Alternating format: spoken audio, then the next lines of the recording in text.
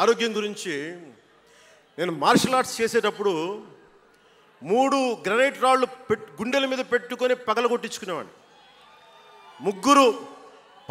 9 ఏళ్ల పిల్లలు 8 ఏళ్ల పిల్లలు ముగ్గురిని ఒకళ్ళని ఇలా పట్టుకొని ఇంకొకటి భుజాల మీద ఎక్కించుకొని గుడుంబ శంకర్లో మోసుకొచ్చినంత బలం ఉంది. చూడటానికి బక్కగానే ఉంటా, కానీ బలం అపారం ఉండేది. అలాంటి నేను ఈ రోజున నాకు రెండో కొడుకు నేను ఎత్తుకోలేను. పెద్ద కొడుకుని ఎలాగ ఎత్తుకోలేను అనుకోండి, అది వేరే విషయం.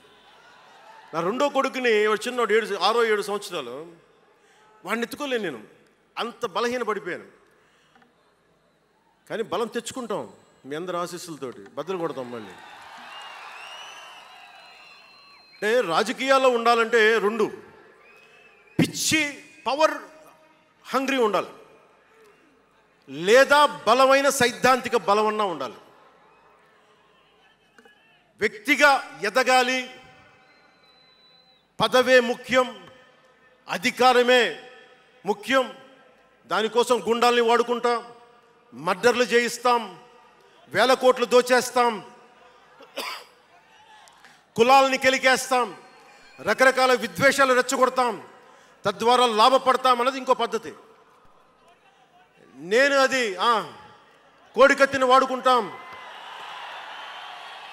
నేను అలాంటివి ఎంచుకోలే. సైద్ధాంతిక రాజకీయాన్ని ఎంచుకున్నాను.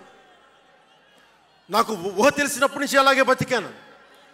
అందుకే నేను సమాజం, సమతుల్యత, భావితరాల భవిష్యత్తు, దేశం అంతరంగిక భద్రత, దేశ భద్రత, శత్రు దేశాల దాడులు ఆలోచించి దశాబ్దన్నర నలిగి గుండె రగిలి అందరిలోనూ చైతన్యం రగిలించి ఈ రోజున జనసేన జయకేతనం ఎగరవేస్తున్నాం. ఇది జనసేన పద్ధతి. Registered party to recognized party. It took us a decade plus